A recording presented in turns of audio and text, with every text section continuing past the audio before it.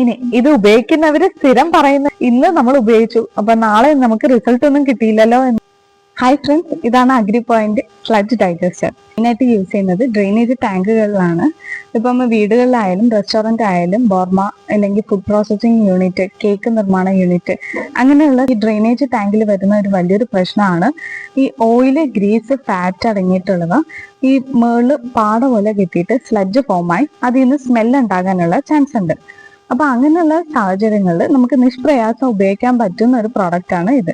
ഇത് വന്നിട്ട് മൈക്രോബിയൽ ആയിട്ടുള്ള ഒരു പൗഡേർഡ് ഫോം ആയിട്ടുള്ള ഒരു കൾച്ചറാണ്. ഇതിനെ നമ്മൾ ഇനി എങ്ങനെ ഉപയോഗിക്കേണ്ടതെന്നുള്ളത് ഞാൻ നിങ്ങൾക്ക് പറഞ്ഞു. നമ്മൾ വീടുകളിലാണെന്നുണ്ടെങ്കിൽ ഒരു 2 സ്പൂണ് നമ്മൾ 200 ml വെള്ളത്തിൽ മിക്സ് ചെയ്തിട്ട് ഈ സോക്ക് പിറ്റ് കണക്ട് ചെയ്തിട്ടുള്ള സിങ്കുകളിൽ ഒഴിച്ചു കൊടുക്കുക. ആദ്യത്തെ ഒരാഴ്ച നമ്മൾ ഈ 2 സ്പൂണ് 200 ml വെള്ളത്തിൽ കലക്കി ഒഴിച്ചു കൊടുക്കുക. പിന്നീടുള്ള ആഴ്ചകളിൽ ആഴ്ചയിൽ ഒരു ദിവസം ഈ 2 സ്പൂണ് 200 ml വെള്ളത്തിൽ കലക്കിയിട്ട് ഒഴിച്ചു കൊടുക്കുക. അങ്ങനെയുള്ള ബൾക്കായിട്ട് നമുക്ക് ഓയിലി, ഗ്രീസ് ആയിട്ടുള്ള സ്ലഡ്ജ് ഉണ്ടാകുന്ന സാഹചര്യങ്ങളിൽ ഇത് 500 ഗ്രാം പാക്കറ്റ് ഡയറക്റ്റ് ആയിട്ട് ടാങ്കിലേക്കോ അല്ലെങ്കിൽ ഈ 500 ഗ്രാം പാക്കറ്റിനെ നമ്മൾ 5 ലിറ്റർ വെള്ളത്തിൽ, 1000 ലിറ്റർ ടാങ്കിന്റെ കണക്കാണ് ഞാൻ പറഞ്ഞു തരുന്നത്. അപ്പം 500 ഗ്രാം പാക്കറ്റ് നമ്മൾ 5 ലിറ്റർ വെള്ളത്തിൽ കലക്കിയിട്ട് ഈ ഇതേപോലെ തന്നെ കോക്പിറ്റ് കണക്ട് ചെയ്തിട്ടുള്ള സിങ്കിലേക്ക് ഒഴിച്ചു കൊടുക്കുക.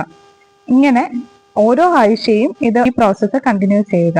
ഇങ്ങനെ പ്രവർത്തിക്കുന്നുണ്ടോ ഇല്ലയോ എന്ന് അറിയാവുന്നത് എന്ന് വെച്ചാൽ ഒരു 3 ദിവസത്തിനുള്ളിൽ നമുക്ക് ഈ സ്മെല്ല് കൺട്രോൾ ചെയ്യാൻ പറ്റും. അങ്ങനെയാണ് നമ്മൾ ഇത് പ്രവർത്തിക്കുന്നുണ്ടെന്നുള്ളത് മനസ്സിലാക്കുന്നത്. നമുക്ക് ഒരു 3 മാസത്തിനുള്ളിൽ ഈ സ്ലഡ്ജൊക്കെ മാറി നല്ലൊരു ക്ലിയർ ആയിട്ടുള്ളൊരു വെള്ളം തന്നെ നമുക്ക് കിട്ടുന്നതാണ്. അത് പിന്നെ നമുക്ക് കൃഷി ആവശ്യങ്ങൾക്കായിട്ട് ഉപയോഗിക്കാവുന്നതാണ്.